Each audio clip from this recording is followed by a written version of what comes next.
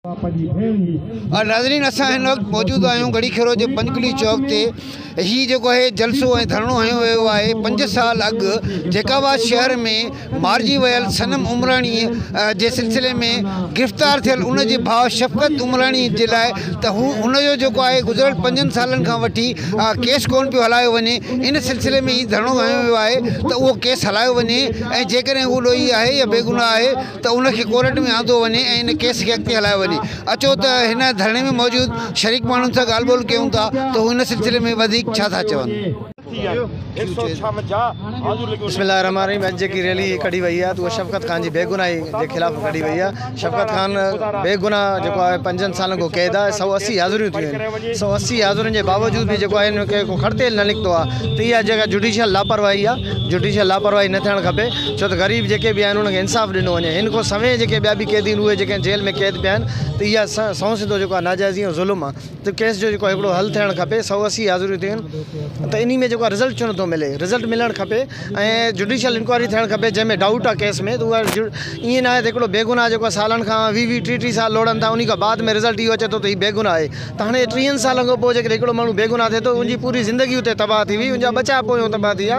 त इहा शइ जेको आहे इहा नाजाइज़ी इहा जुडिशियल लापरवाही खे ख़तमु कई वञे। बिस्मिल्लाहिर्रहमानिर्रहीम।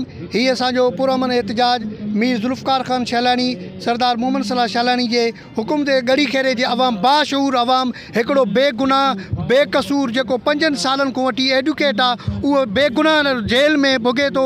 कॾहिं लालकाणे जेल में आहे त कॾहिं हैदराबाद जेल में आहे, कॾहिं नारा जेल में आहे, कॾहिं शिकारपुर जे जेल में आहे, कॾहिं जेकाबाद जे जेल में आहे। जवाबदार ख़ुदि चाहे थो त मुंहिंजो ट्रायल हले। अगरि जो मां इन में गुनाहगार आहियां या मुंहिंजो को कसूर आहे त मूंखे सज़ा ॾिनो वञे। अगरि जो मुंहिंजो कोई गुनाह न आहे, मुंहिंजो कोई कसूर न आहे त मूंखे आज़ादु कयो वञे, मूंखे इंसाफ़ ॾिनो वञे। मां चीफ जस्टिस ऑफ पाकिस्तान को सिंध हाई कोर्ट को मुतालबो कयां थो खुदारा हिकिड़ो बेगुनाह एडुकेट जेल में आहे 5 साल थी विया आहिनि उनखे रिहा ऐं आज़ादु कयो वञे। जी बिस्मिल्लाहिर्रहमानिर्रहीम।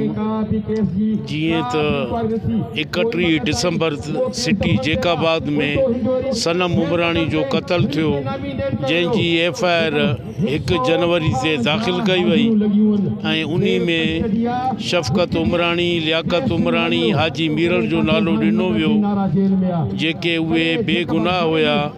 असल कातिल जेके आहिनि उहे आज़ाद आहिनि ऐं फ़रियाद सरकार जी मुद्दईअ ते इहो केस दाख़िल थियो आहे।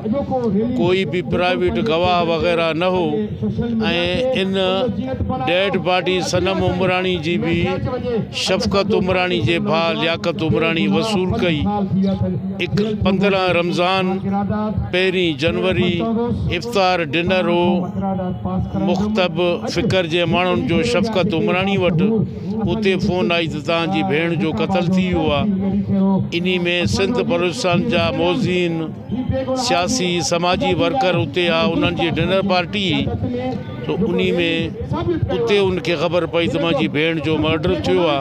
पोइ हुननि वञी पंहिंजो लाश वसूल कयो। 2 ॾींहंनि खां पोइ FIR दाख़िल थी ऐं 10 ॾींहं खां पोइ 164 जा बयान थिया जंहिंमें उन्हनि शफ़क़त उमराणी, हाजी मीरल ऐं लियाकत उमराणी खे नॉमिनेट कयो। असां मुतालबो था कयूं ट्रायल कोर्ट जज हैदराबाद साहब के, हाई कोर्ट जे जज साहबान के, सुप्रीम कोर्ट जे जज साहबान के असां गुज़ारिश था कयूं 5 साल को एडवोकेट शफ़क़त उमराणी नाहक क़ैद में आहे, उन्ही के जल्द खां जल्द उन्ही जो ट्रायल हलायो वञे ऐं उन्ही के कानून मुताबिक़ उन्ही के इंसाफ़ ॾियारियो वञे। जो हिकु नौजवान बेगुनाह कैदी आहे जेको 5 साल को वठी पंहिंजो जेल काटे रहियो आहे। असां इहो मुतालबा था कयूं आलिया अदालतनि खां ऐं ट्रायल कोर्ट जे जज साहब खां त उन्ही सां इंसाफ़ कयो वञे, उन्ही जो केस हलायो वञे, उन्ही खे ॿुधो वञे।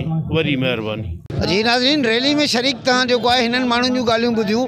हिननि जो चवणु आहे त 5 साल अॻु जेकाबाद शहर में मारिजी वियल सनम उमराणीअ जे क़त्ल जो केस संदसि ई भाउ ते दाख़िल कयो वियो आहे ऐं हुननि जो चवणु आहे त जेकॾहिं उहो सच आहे या कूड़ आहे पर 5 सालनि खां वठी शफ़क़त उमराणी खे जेको आहे कोर्टुनि में सिर्फ़ु पेश नथो कयो वञे, उनखे ॿुधो नथो वञे ऐं हीउ केस नथो हलायो वञे। हुननि मुतालबो कयो आहे त जेको आहे सो शफ़क़त उमराणी खे कोर्ट में पेश कयो वञे ऐं हुनजे केस खे हलायो वञे। जेकॾहिं हू गुनाहगार आहे या जेकॾहिं हू बेगुनाह आहे त संदसि इंसाफ़ कयो वञे। ऐं हीअ जेको आहे रवश कंहिं फिल्म जे डायलॉग वांगुरु तारीख़ पे तारीख़ तारीख़ पे तारीख़ तारीख़ पे तारीख़, ऐं इहा रवायत जेका आहे असांजे मुल्क में तमामु घणनि माण्हुनि जे ज़िंदगियुनि खे तबाह करे रही आहे।